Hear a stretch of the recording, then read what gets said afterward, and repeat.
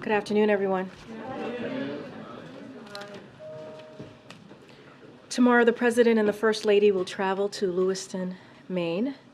While there, they will pay respects to the victims of the horrific shooting attack last week and grieve with the families and community members who have been affected by this senseless act of violence. The President will also meet with the brave first responders, dedicated nurses, and others on the front lines of the response. Unfortunately, this type of trip by the President has become too familiar, far too familiar. Too many times, the President and the First Lady have traveled to communities completely torn apart by gun violence. As the President said last week, this is not normal, and we can't accept it as normal. So while Friday will be a solemn day and a time for the President to be with Americans who are in mourning, he will also continue to demand that Congress act. They must pass an assault weapons ban. They must enact universal background checks. They must help states across the country adopt and strengthen red flag laws. In the meantime, this President will continue to do everything in his power, to end this gun violence epidemic. And I would note that Greg Jackson, the Deputy Director of the White House Office of Gun Violence Prevention, has been on the ground in Maine all of this week, helping to marshal a whole of government response to support the people of Maine. Today, as I've been talking about almost every day in the briefing room, is part of our 10 Days of 10 Drugs series. We're highlighting Farxiga, a drug used to treat diabetes, heart failure, and chronic kidney disease that was selected for Medicare price negotiation as part of President Biden's Inflation Reduction Act. Last year, hundreds of thousands of Medicare beneficiaries spent an average of up to $448 out of pocket for this life-saving drug, while Big Pharma made record profits and spent nearly $400 million on lobbying to keep prices high for American families. For years, politicians talked about taking on Big Pharma and allowing Medicare to negotiate for lower drug prices for seniors. President Biden and, of course, congressional Democrats finally got that done by passing the Inflation Reduction Act without a single Republican vote. As a result, insulin is now capped at $35 a month for seniors, and for the first time ever, instead of drug companies charging Americans whatever they want for life-saving drugs, Medicare will be able to negotiate lower prices for drugs like Farxiga. And finally, before I turn it over the past few months, you have heard scores of current and former national security officials, veterans, and hundreds of military spouses and families sound the alarm on Senator Tommy Tuberville's dangerous blockade on many and nearly 380 military appointments. Yesterday, Republican senators joined that call, and I will lay out a few quotes from some of them. Senator Republican leader Mitch McConnell said those holds are a bad idea. Republican Senator Joni Ernst said that Tuberville was using nominees as political pawns, and I do not respect men who do not honor their word. Republican Senator Dan Sullivan said that Tuberville's blockade is 100% wrong, will be remembered as a national security suicide mission, and a downgrade of our readiness. Republican Senator Lindsey Graham said, Senator Tuberville is doing great damage to our military. Let me say that again. Senator Tuberville is doing great damage to our military. Republican Senator Todd Young said Tuberville's holds just doesn't make sense to me. And Republican Senator Mitt Romney said, we recognize that there is a personal suffering as well as issues of military readiness, so we need to act.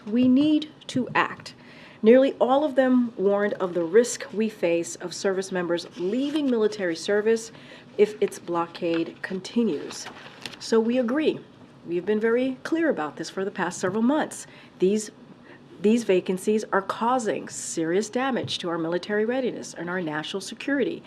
and they are causing stress and disruption to our military families across the chain of command, and for military spouses and also their families. The world is too dangerous. It is too dangerous to play political games with our military. So we are pleased to see that the Senate is taking action. Senator Tuberville needs to end this damaging hold on all of our military nominees as soon as possible. Now, with that, I will turn it over to Admiral John Kirby from NSC, who knows this very, very personally, understands this well. Appreciate that. Thank you. Afternoon, everybody. Let me get my cheaters out here.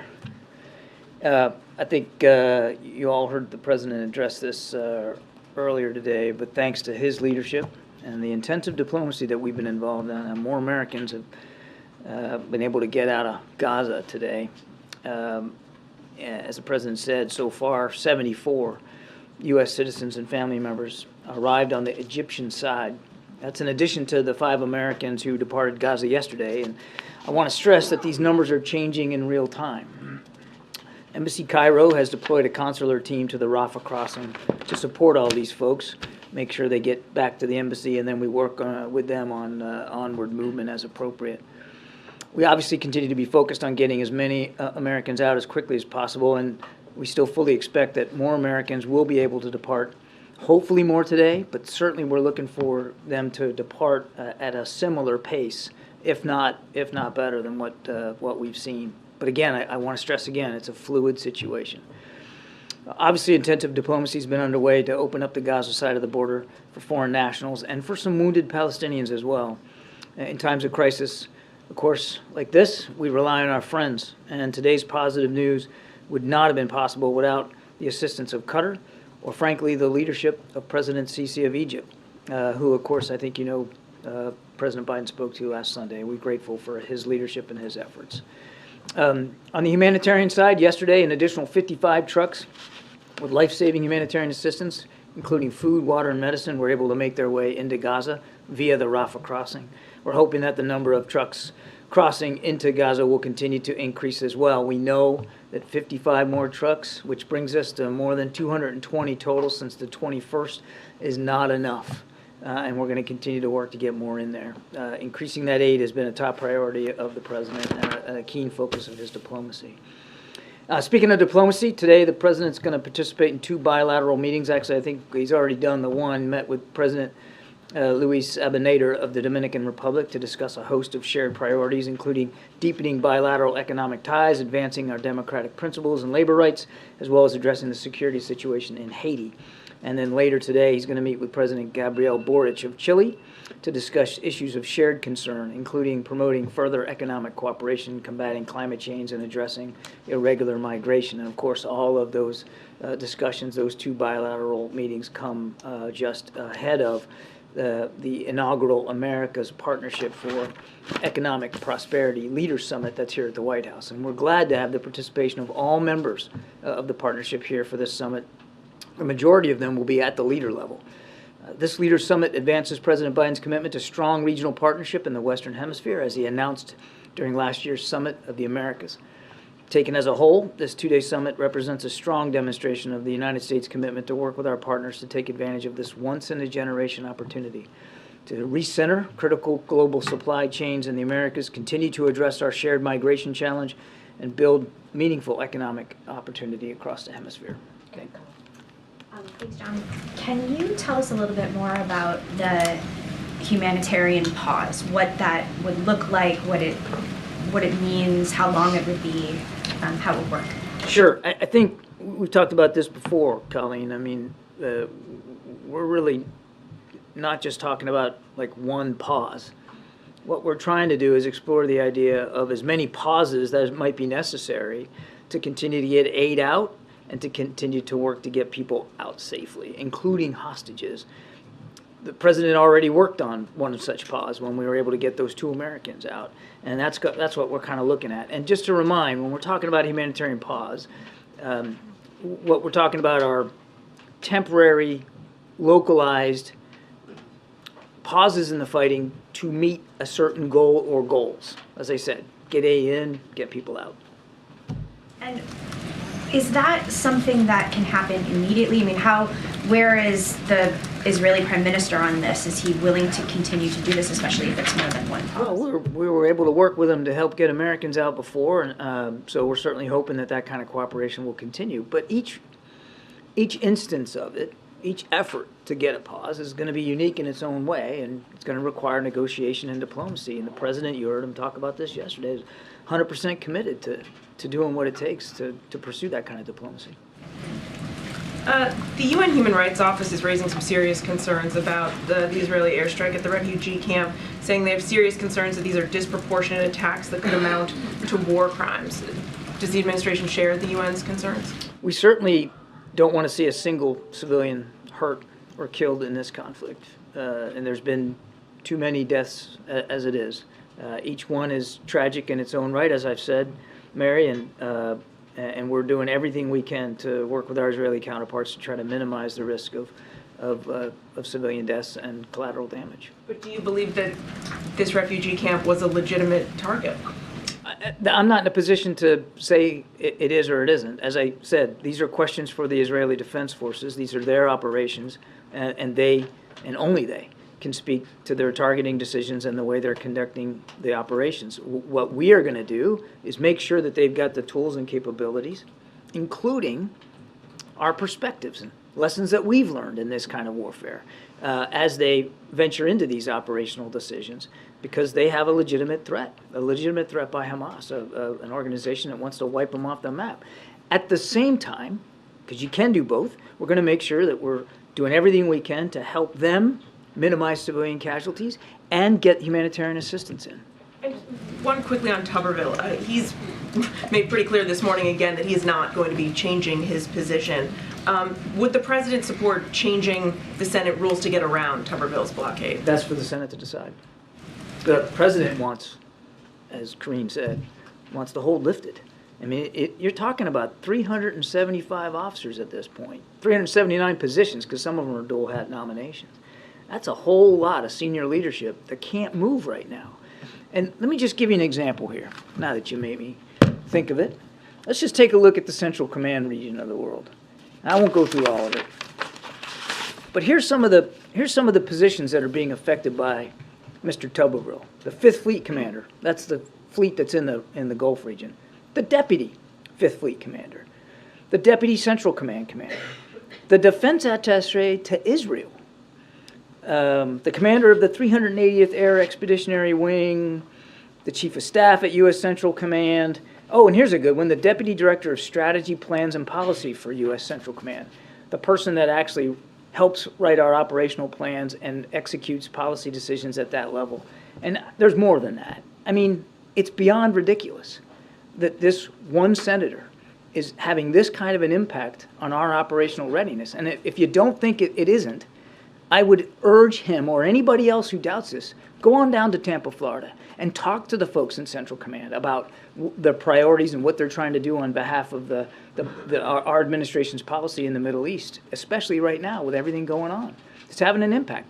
And as Karine rightly said, it's also having a deleterious impact on family members and folks who can't get schools for their kids, can't buy or rent houses, don't know where they're going to be living next. It's absolutely ridiculous.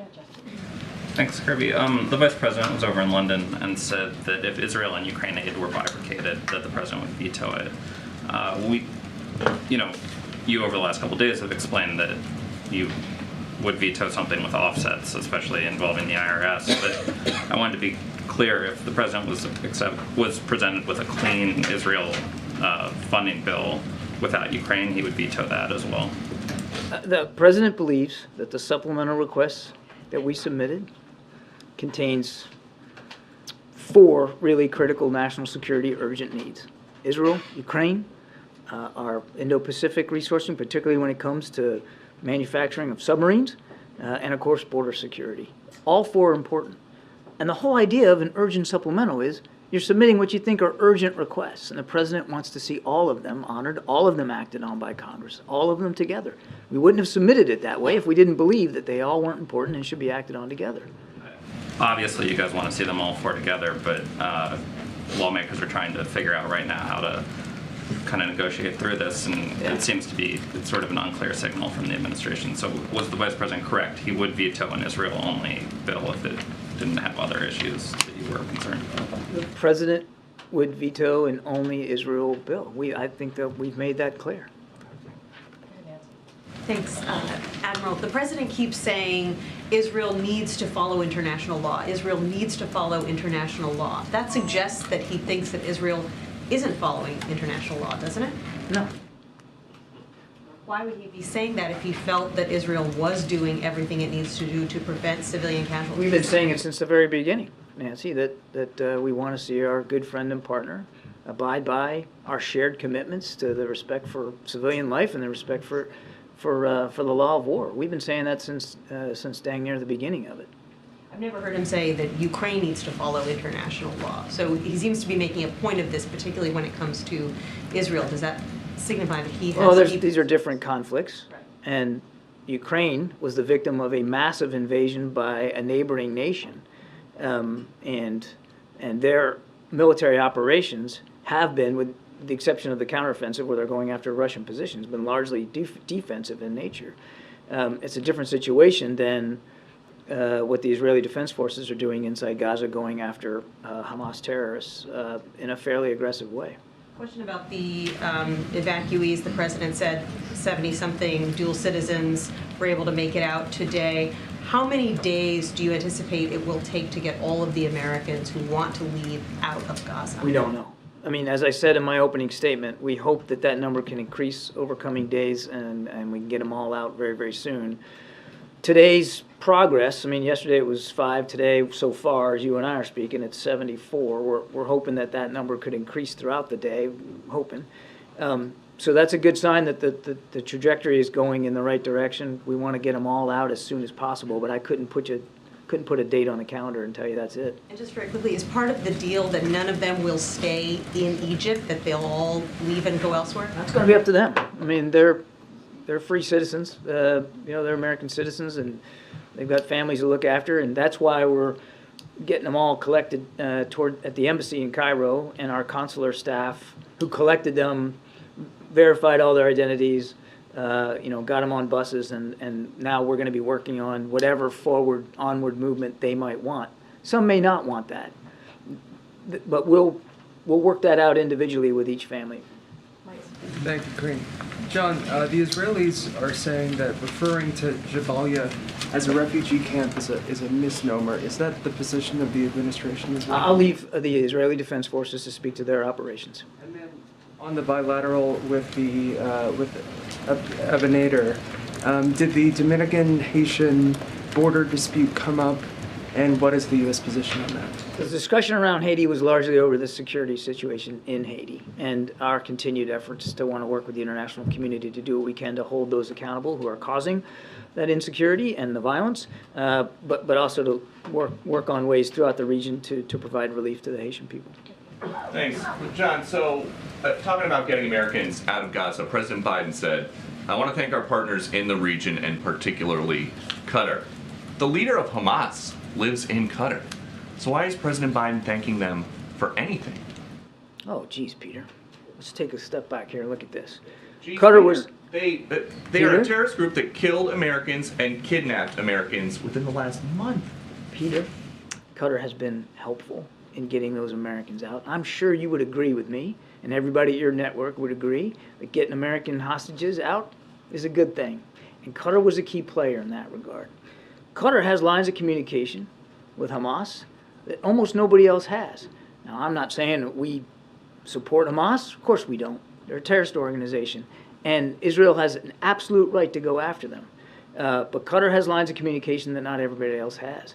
And it would be irresponsible. In fact, I would expect that you and everybody else in here would be going after me if we weren't doing everything we could and having every possible conversation we can have to get Americans that are held hostage back home with their families. If we weren't doing that, it would be diplomatic malpractice. Let me read something to you, if you don't mind. I think I want to put this into some context here. Let me tell you what we're dealing with Hamas. Oh, geez, this is your notebook, Karine. sorry. This fellow at Hamas, a guy named Ghazni Hamad, he did an interview a couple of days ago. He said, Israel's a country that has no place on our land. We must remove it because it constitutes a security, military, and political catastrophe to the Arab and Islamic nation and must be finished. We are not ashamed to say this with full force. We must teach Israel a lesson, and we will do this again and again. That's what the Israeli people are up against. And that's the group that are holding innocent Americans as well as 200. And you're going to say, well, then why are you talking to them? And why are you? No, I'm not. If Qatar is No, so I'm helpful, not. why aren't we asking them to hand over the leader of this terrorist We are group? working with Qatar to get our people out and to help get aid in. That's a priority right now. And obviously, we're also helping Israel go after Hamas. And as you push the Israelis for humanitarian pauses, are they just supposed to sit back and let Hamas attack them and attack them and attack them and not fight back? We have been crystal clear that Israel has the right to defend themselves. I mean, my goodness, So pause means they can still shoot back. my goodness, Peter, we're giving them security assistance almost every day. But do we advocate pauses by both sides here, temporary, localized, to be able to get Americans out, to be able to get aid in? You betcha we do. That doesn't mean that we're calling for a general ceasefire. Hang on a second. There's a difference. There's a big difference here. And we understand that, as I said earlier, humanitarian pauses have to be negotiated, and you have to have a credible basis for doing it in a temporary, localized way. I would also expect that we would get a lot of criticism from you and from your network and others if we just eschewed the whole idea of some sort of temporary pause so that people couldn't get out. I mean, we're doing exactly what you should be doing to try to look after these folks. So a pause does not help Hamas. A temporary pause that's localized, that would allow us to get aid in and to get our people out, is a good thing for the people of Gaza. It's a good thing for the Americans that are being held hostage. And it's not going to stop Israel from defending itself, because the security assistance we're providing continues to flow. And a temporary pause doesn't mean a general ceasefire where the war is over. It means pause, only temporary, for a specific purpose. MJ, the temporary ceasefire that the president said he had convinced Prime Minister Netanyahu to put in place to get the Renans out. Can you tell us more about that? Was it localized? Was it for a short period of time? Just anything about the parameters of that? No, I won't go into the details of that, since we're going to be trying to see what we can do to get additional temporary pauses, humanitarian pauses in place. But in order to move hostages from where they were being held to safety, it does require a short pause in the fighting so that you can do it safely. I mean, why wouldn't you? I mean, it would be completely unsafe and irresponsible if you weren't trying to find some safe passage for a hostage that you got released while there's an area of combat going on. Andrew, Admiral, earlier this week you had said after the first airstrike in Jabalia that it's obvious to us that Israel is trying to minimize civilian casualties.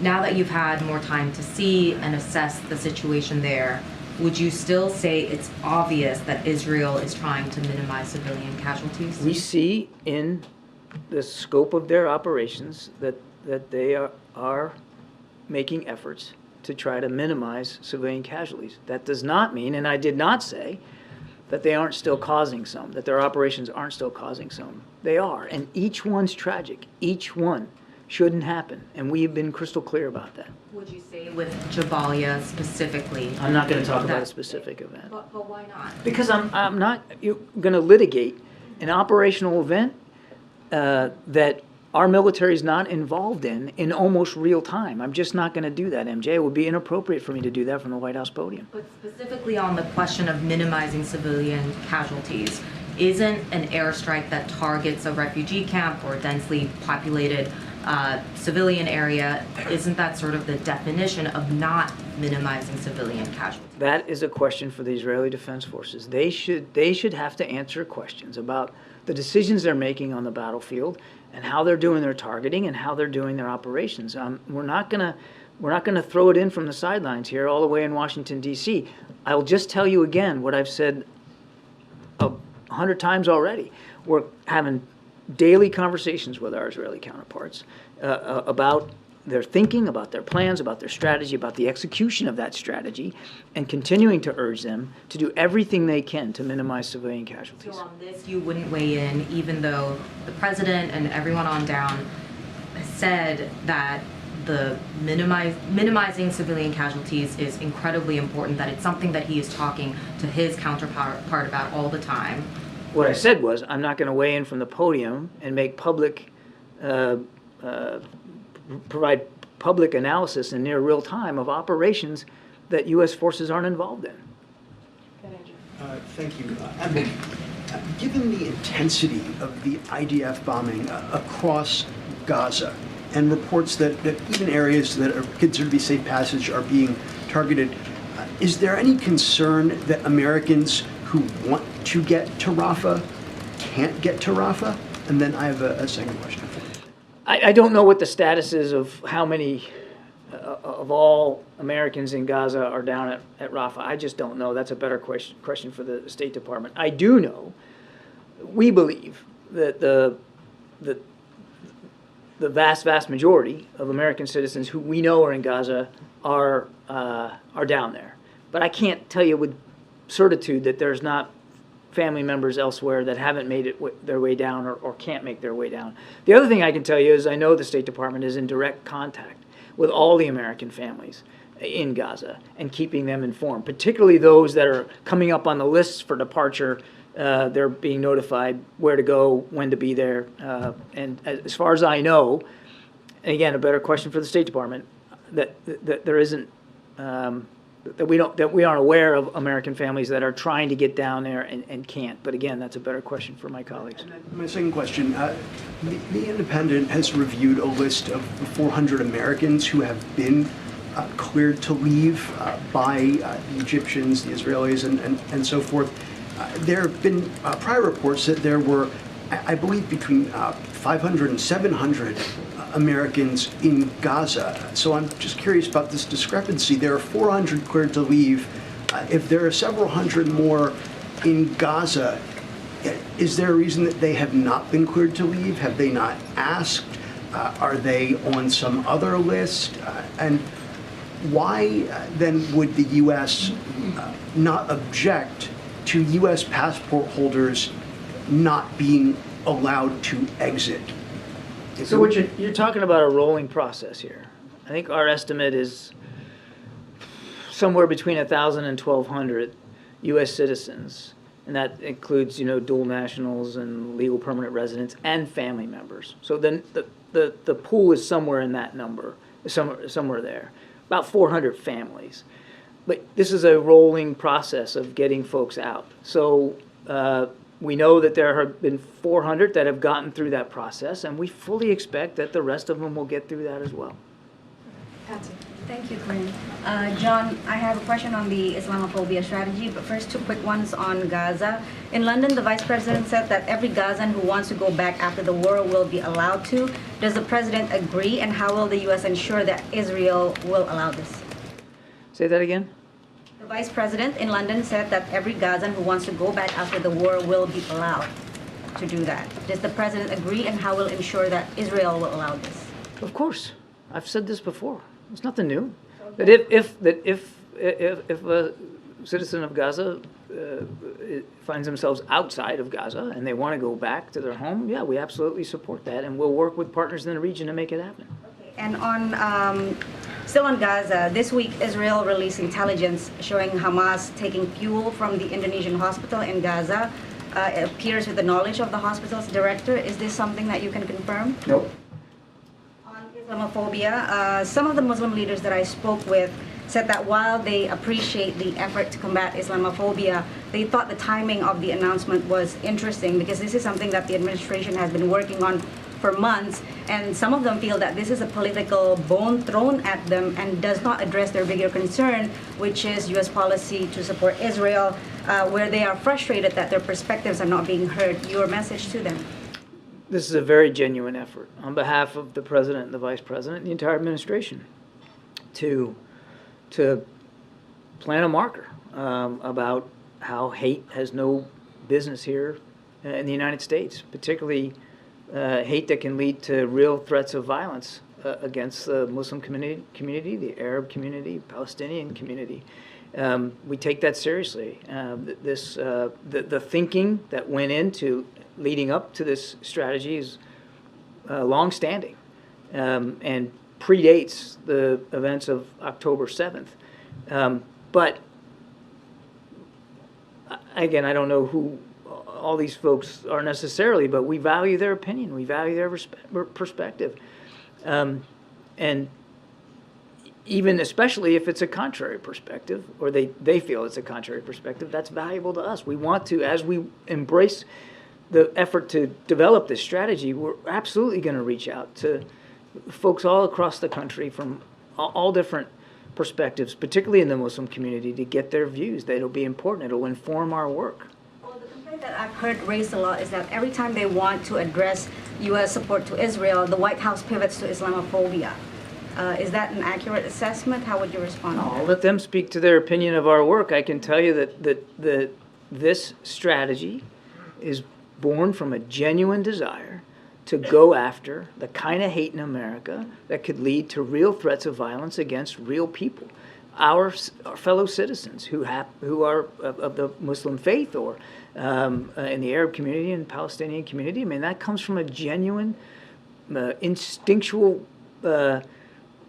place for the president and for the vice president. I mean, he has said time after time after time that kind of hate has no place. John, I just want to go back to what you said about your conversations with the Israelis and trying to encourage them to minimize civilian casualties. You said that you're trying to impart some of the lessons that the U.S. has learned.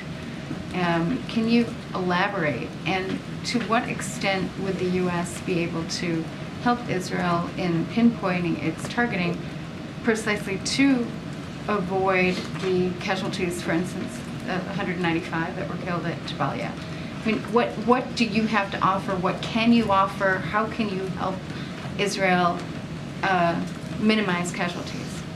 I mean, look, we have a lot of experience in what's called urban warfare. In Iraq, Afghanistan, I mean, think about Mosul, think about Fallujah, places like that. And one of the reasons why we dispatched a few senior officers to Israel not long ago was to share some lessons learned about how you conduct operations against a terrorist network inside an urban environment such that you are minimizing damage to civilian infrastructure and absolutely minimizing loss of life to innocent people. And there are things you can do on the ground that you can't do from the air, particularly if you have good intelligence. And so I think those were the kind of conversations that we were having with our Israeli counterparts. And on your second question, I mean, there's no plan or intention for the United States to get involved in the targeting process. These are Israeli military operations, and the Israeli Defense Force, they're leaders. They're making these decisions. They're executing these operations. What we are doing is making sure that we are giving them the tools, including perspective and advice, but also weapons, to be able to conduct these operations in the most efficient way possible and in a way that, again, minimizes civilian harm. Can I just follow up? If the U.S. is providing weapons that are intended to minimize harm, but then we see large civilian casualties in places like Jabalia, does the U.S. bear some responsibility by providing the weapon? We are not making the targeting decisions. The Israeli Defense Force are making the decisions. We are giving them the tools and capabilities they need to defend themselves against what I just read as a pretty dire, chilling threat. I mean, these guys want to wipe them off the map. They don't believe they even have a right to exist. They have every right. In fact, they have a responsibility that are people to go after these folks, and we're trying to give them the tools and capabilities to do that. But in addition to it is our perspective, our lessons learned, our advice about how to do it in a way that minimizes civilian harm. Are you going to increase the number of officers that are providing this advice? And then I have a real quick question on Chile. I know of no other decision to send more officers over there. The ones that went over are now back. They're not still there. But obviously, we have terrific communications with our Israeli counterparts. Okay, and then on Chile, the president of Chile will be meeting later with the president or shortly. Chile has recalled its ambassador from Israel. You know, obviously there are other countries in Latin America that have also recalled their envoys and have broken ties. Bolivia has actually broken ties with Israel. You know, do you see this being a big topic today? And what will the president say to the president of Chile about this decision to recall an ambassador? Well, I'm not going to get ahead of a conversation that hadn't happened yet. But obviously, each country, these are sovereign nations. They have the right to handle their bilateral diplomatic relations in the way they see fit. We're not going to lecture to people about how they handle that. I don't know, to your other question, I don't personally know of other nations that have recalled their Israeli ambassador, but obviously that's for them to decide. What we've decided to do is what I've just told you about our goals and our support for Israel, and we can speak to that.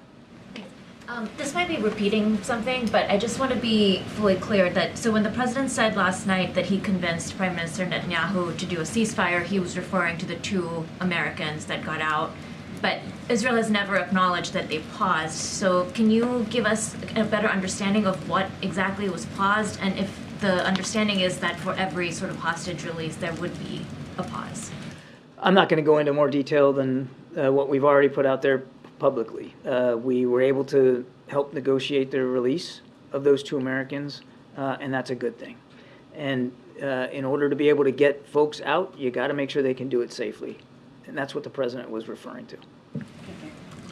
Admiral, switching gears from Gaza to Israel's northern border, tomorrow Hezbollah's leader is expected to make his first public comments since the war broke out, and the group has said that it mounted 19 simultaneous strikes on Israeli forces just today using guided missiles and other weapons. So what does the White House expect to hear from Hezbollah's leader tomorrow? And if the goal of the administration was to prevent a wider war, isn't that starting to happen with so many engagements with Israeli forces already? Well, we'll wait to see what he says. I mean, I don't think he's calling in asking for our talking points, so we'll see what he has to say. Our message to him and anybody else is that if they're thinking about widening and escalating deep in this conflict, you shouldn't do it. We've got significant national security interests at play here. We've proven in the past we'll protect and defend them. We'll do it again in the future. But how concerning is it that there have been consistent engagement with Israeli forces? Obviously, we're concerned about continued attacks on Israeli forces there in the north, as are the Israelis. But I don't believe we've seen any indication yet specifically that Hezbollah is ready to go in full force. So we'll see what he has to say. Thank you so much for this opportunity. Mr. Kirby, as you know, Afghan refugee in Pakistan, there's a lot of problem. Pakistan pushed them and police, make a bad deal with them to force them to leave Pakistan, although they don't have any opportunity in Afghanistan. Any comment, there is any possibility to United States bring them to Pakistan, some pressure to give them more chance?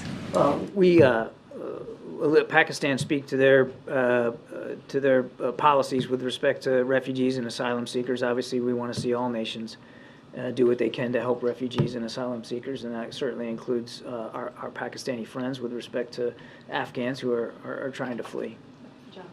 Thanks a lot, Karine. John, over the past 3 weeks, you've expressed from the podium your opposition to a ceasefire. Now you're advocating for a humanitarian pause. That's the way you described it. What's the difference between the two, and is it a two-way street? Is a humanitarian pause one in which there would be essentially no fighting from the Hamas side at the same time that there's no fighting from the Israeli side? So a couple of things here. First, you said now we're advocating. This is something we've been talking about now for several days. In fact, Secretary Blinken brought it up at the UN, believe late last week. I mean, this is not some new idea that we're just introducing into the intellectual pool here today. And I'll repeat it again. When we talk about a general ceasefire, we're talking about a stoppage of fighting all across the front, if you will, all across the battle space, where neither side They just, everybody lays down their arms and it's a general ceasefire. Usually, when you're talking about a general ceasefire, it is about trying to find a cessation to the hostilities, to try to get to a truce, right? Or to some sort of end of the war. That's what we mean by a general ceasefire. And we aren't advocating for a general ceasefire at this point. As I said earlier, we believe that a general ceasefire would benefit Hamas in providing them breathing space and time to continue to plot and execute attacks on the Israeli people. A humanitarian pause, when we talk about that, it is temporary, localized, and focused on a particular objective or objectives. Humanitarian aid in, people out.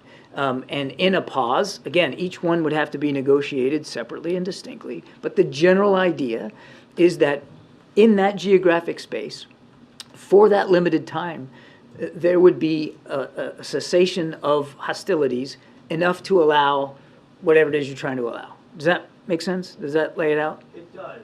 You've spent most of your professional life in the military. I don't know the answer to this question. Was there a time in the U.S. fight against al-Qaeda in which the U.S. implemented humanitarian pauses? I'm not aware of any, but I would remind you that al-Qaeda, wasn't in possession of 200 hostages in Iraq or Afghanistan, and it's a different situation. But that's what we're talking about here. Thank you. Senator Durbin became the first U.S. Senator to call for a ceasefire today. Do you have any response to that? I know you have said that would benefit Hamas. Is there an analysis about how long this process could go before it no longer benefits Hamas to have a ceasefire? And how are you doing that analysis, especially as additional lawmakers call for ceasefire? Well, there's no change to our view right now that a ceasefire is not in the best interest of the Israeli people and the Israeli government, who are trying to protect those people. That's where we are. Secondly, about the communications blackout in Gaza. You spoke about this a few days ago. You said that the U.S. played a role in getting that reversed. Yeah. There was another report about a blackout yesterday. Is it the U.S. position that communications blackouts, cutting off internet, cutting off phone access, is against U.S. policy for Gaza at this point? There are times in military operations where you want to limit your enemy's ability to communicate. We've seen that in the war in Ukraine. Both Russia and Ukraine trying to limit each other's ability to communicate, and sometimes that means in the execution of that task that you're also shutting down sectors of the public communication vehicles. So, I can't sit here and tell you that in warfare, either side might see benefit in doing that and a legitimate need to do that, to shut down an enemy's ability to communicate amongst itself, move its forces around, make decisions, execute command and control. But in this particular case, we felt that such a blackout was specifically hampering the ability to get humanitarian assistance in, and hampering the ability of humanitarian agencies to communicate with their people on the ground to try to solve a level of desperation that we just haven't seen in a very, very long time. And so we did not believe that it should continue, and we did have a hand in helping get it stopped. Michael, and then we got to wrap it up, guys. Thanks. John, on the subject of hostages, Hamas says that at least 7 were killed in these Israel strikes on this Jabalia refugee camp, including at least 3 with foreign passports. Does the U.S. think those numbers are accurate? And of those 3, do you know if any of them were Americans? No, sir. I don't have any information to verify those claims. Great, Phil. Thank you. I wanted to ask a quick question about Ukraine and then a follow-up to something you said previously. In an interview with The Economist, Ukraine's top commander acknowledged that his forces are locked in what he called a stalemate, and he went on to say that there's no chance that a significant breakthrough in the front there is imminent. Obviously, the president continues to say that the United States will stand with Ukraine for as long as it takes, but is there, in the months and years ahead, is there going to be a updated strategy required, perhaps more advanced weapons, or perhaps more of an appetite for negotiations?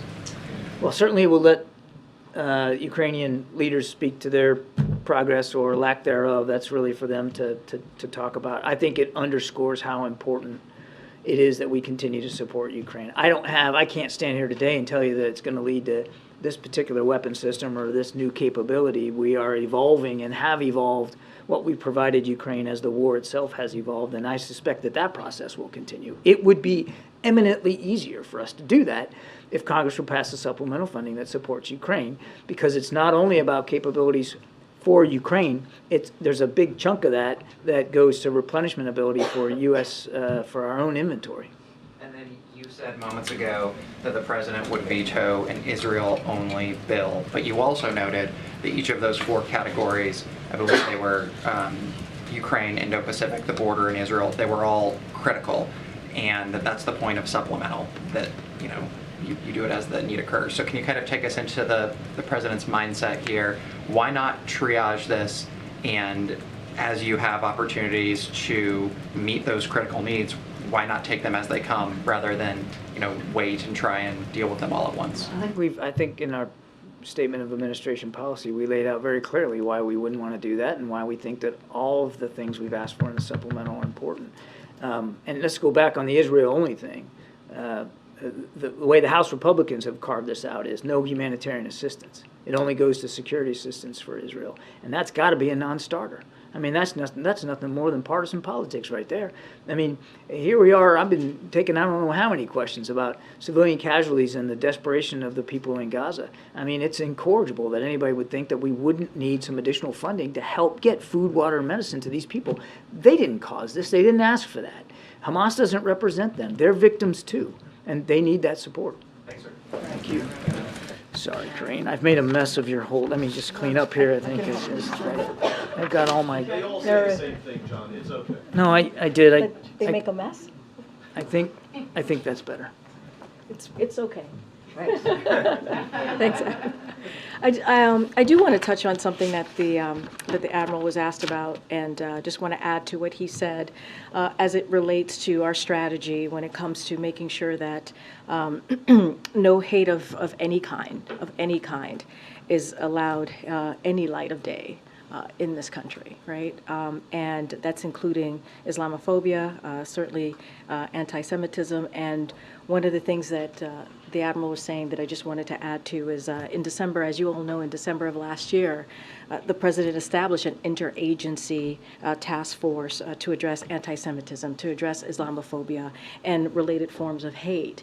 And the first order of business when we did that a year ago was to release a strategy on combating anti-Semitism, and I know all of you reported, so many of you reported on this. There was 100 actions that agencies were able to take to counter the scourge of anti-Semitism, and then the next step was developing to counter Islamophobia, and so that's what you're seeing, and that's what this is the President's commitment. He ran on this, as you all know, to restore the soul of this nation, to make sure that that no hate sees the light of day, to continue to fight against that type of hatred, and that includes all types of hatred. That includes Islamophobia. That includes anti-Semitism. And this is an administration that's taken action not just the last couple of weeks or the last couple of months, but started this process back in December of last year. So just wanted to make that super, super clear. And that's what we've been. That's been our approach here, the President's approach and this administration's approach again. On Tubeville, does the White House believe that the Reed-Sinema resolution is a way out of the blockade? I mean, look, and we have said this, we're certainly not going to speak to the procedure of how the Senate operates. That is not for us to do, but we will continue to be crystal clear and very, very loud about what Tuberville is doing. It's just shameful. It is dangerous. It is shameful. I think the Admiral did a great job laying out how that's affecting some of our key critical service members. And we're talking about 380 service or positions that are at risk, or that no one knows where they're going to go, right? No one knows what's happening. And we're talking about families too. That affects their families. And so this is not a way to keep our country safe. This is not a way to move forward with our national security. And it is shameful and it's dangerous. And we are very, very proud to see Republican senators speak up. As I did at the top, I laid out just direct quotes from them and how this is not how, especially in this time, what we're seeing around the world. This is not how we should move forward. And then on the mayors, I guess there were a couple of mayors who came to the White House today to meet with officials on their problems with managing migrants. I just wondered if you can say anything about how the meeting went and what they talked about. So a couple of things. They met with the White House Chief of Staff, Jeff Zients. They also met with Senior Advisor Tom Perez and other White House and DHS as well officials. DHS officials, obviously, who representatives from Chicago and Denver to discuss the joint effort to manage what they're dealing with migrants arriving in their city. And so this is something that we took very, very seriously. We talked about, part of the conversation certainly was about the importance of the presidential supplemental funding request, which also includes support for communities and to continue our work to accelerate the process of work permits, as you've heard us speak from here many times, for eligible migrants. And so we're going to continue that partnership. We're going to continue to have those conversations.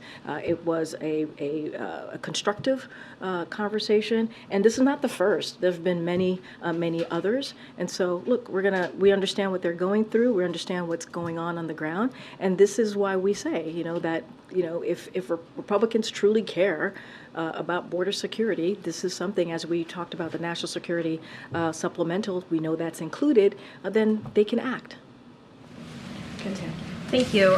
You just mentioned that representatives from Chicago and Denver were here. There was reporting that Mayor Adams from New York was on his way and then turned around. Do you have any more information about that? And also, did any other representative from New York join that meeting? So I believe a staff from the mayor's office was in the room for this meeting. I cannot speak for the mayor's schedule. That is something that I would have to refer you to his office. But you saw the reports. I just can't speak to, obviously, I can't speak to his schedule and why he could not attend. And completely different, a government shutdown is about 2 weeks away. If something doesn't happen. What are your expectations there? The speaker today was talking about something called a laddered continuing resolution. What is the White House position on that concept? I mean, look, we've been clear when we were here the last time, close to a government shutdown that thankfully was avoided. Look, they have 2 weeks. Congress has 2 weeks to do their jobs. As you just stated, they have 2 weeks to honor their word to avoid a shutdown. That's what they have to do. And the president said this when he signed the last continuing resolution. He said there's no excuse for another crisis. There really isn't. That's our message to them. There is no excuse for another crisis. They have to do their job, and they have to honor and avoid a shutdown. Would the president sign a continuing resolution that has this laddered structure so that different agencies would have different expiration dates? So look, what I will say is that they have to do their jobs. They have to make sure that they avoid a government shutdown, not going to get ahead of whatever process they're going to move forward with. The president wants to see them avoid a government shutdown. And so we'll see. We'll see what they do. Let's see if they're able to do their jobs. Was the White House concerned to see Senator Menendez attend a classified briefing on Ukraine yesterday, given that he's been accused of aiding a foreign government? So look, and I've said this before, this is very serious. The investigations, we take them very seriously. I don't have anything to say about, to comment about the meeting that he attended, the classified meeting that he attended. Just not going to get into that from here, but obviously we take this very seriously. Yeah, I just want to follow up on the Islamophobia question. with this initiative, are you going to be reviewing laws and regulations that are in place across the U.S. government that are targeted at Muslims and you know, not just in the federal level, but also the state and local level? Do you see some scope for those measures to be rescinded? And in what kind of time frame is that even possible? So, look, we're definitely going to, one thing I can say is we're going to continue to have conversations with community leaders, advocates, and members of Congress and others as we, move forward with the strategy. This is something that this entire administration takes very seriously, and make sure that every American has the freedom to live their lives. Certainly we can get you more specifics on what this is the strategy is going to look like, the breakdowns and the agencies that are going to be involved, and I can't speak to specifics of investigations or penalties of that nature, but this is the beginning of it, and certainly this is something, like I said, the first step of order of business was back in May when we released a strategy on combating anti-Semitism, and this is the next steps, and certainly we will have more to share as the days go by. And on Maine, if I may, you said that this is, these visits are difficult and painful for the president. Are you planning to, after this latest shooting, is there any action that you're planning in terms of maybe bringing people together again, local officials? We've set the incident, the tragedy in Maine did cause Representative Golden to change his view on an assault weapons ban. Are you seeing any other lawmakers come forward that might have changed their view? And will there be any kind of a summit or gathering? There's a lot that you're asking in that question there, Andrea, and all very good questions. Look, one of the things that was so important for the office to be created, the Office in Preventing Gun Violence, obviously one of the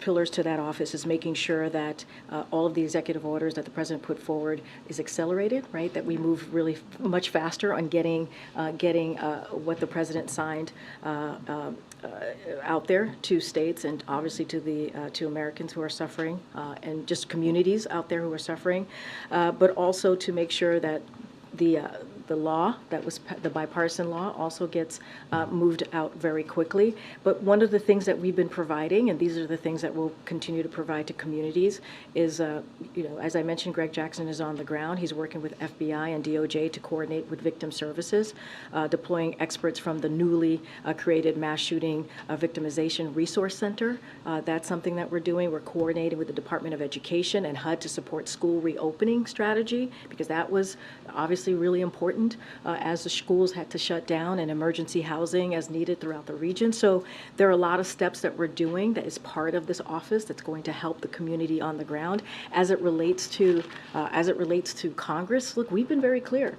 The president has taken more than 2 dozen executive actions to deal with gun violence. We believe there is more. This cannot be what we're seeing in Maine and other places, cannot be the norm, right? And so we've been very clear that more needs to be done. We've been very clear on that, and we've asked Congress to take legislative action in order to truly deal. If they want to save lives, that's what they need to do. They need to pass an assault weapons ban, enact universal background checks, require safe storage of guns, and immunity from liability for gun manufacturers, and across the country we must strengthen the red flag laws, and that is something that we see the Department of Justice taking action and creating a model red flag legislation so that other states can move forward. So there's a lot of work to be done here, a lot of work, and it started here with the 2 dozen executive action. Obviously there was a bipartisan piece of legislation that's now law that the president signed last year, and now we need more legislation.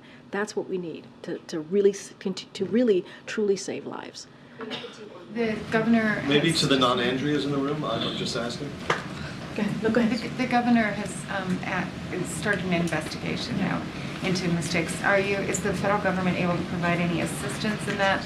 Are you troubled by the reports that we've heard that so many clues were missed? And there was a call this morning about $334 million going into community policing and things like mental health of police forces and things like that. Is there any funding that you're thinking about making available to help local law enforcement do better in terms of identifying potential shooters? So the commission to probe that the governor announced, we believe, of course, that the community needs answers.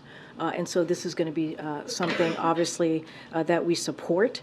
And the president has told the governor, since the strategy unfolded, that Maine has its full backing from the entire federal family, and will provide resources. And obviously, the Department of Justice and the FBI is on hand to assist in any way. And don't want to, they're still investigating, as you just mentioned. We're hearing things, but obviously law enforcement is still investigating. Don't want to get ahead of that. But we are here to offer resources, and of course we support the governor's efforts to get to the bottom of what occurred on the ground, this horrific tragedy. Karen, you're going to be the last one. Thanks, Karine. And back on the mayors, you mentioned the supplemental funding request that you guys have sent up to Congress, but they say that $1.4 billion isn't enough to help them deal with the influx of migrants. They're asking for $5 billion. Would the administration consider boosting that amount, and what was the response from those senior officials in that meeting to the request for $5 billion? So look, we have been in constant conversation and communication, obviously, with these city mayors and others across the country as they're certainly dealing with the influx of migrants in their city. I'm not going to get into specifics of what came out. What I know was what the agenda, what was wanted to agenda on to discuss, and what we believe was important is that supplemental. We do need that 1.4 billion. That's what we believe is needed. It's emergency, as you know, emergency funding that we put forward in the supplemental, that we believe it's important for our national security. It's important for what we're trying to do with these communities. I can't speak to the $5 billion. I'm not sure what else they're asking on top of the $1.4 billion, so can't speak to that. I can only speak to what we have requested in the supplemental funding to Congress, and that's what we believe is urgent, is needed, and we have said. We've been very clear. If House Republicans are serious in dealing with this border security, this is something that they should move forward with easily. But what we've seen them do over and over again is play political games, and so this is an opportunity for them to show in a real way that they want to deal with the issues that we're seeing at the border. All right, guys. See you next week. Thank you. See you on the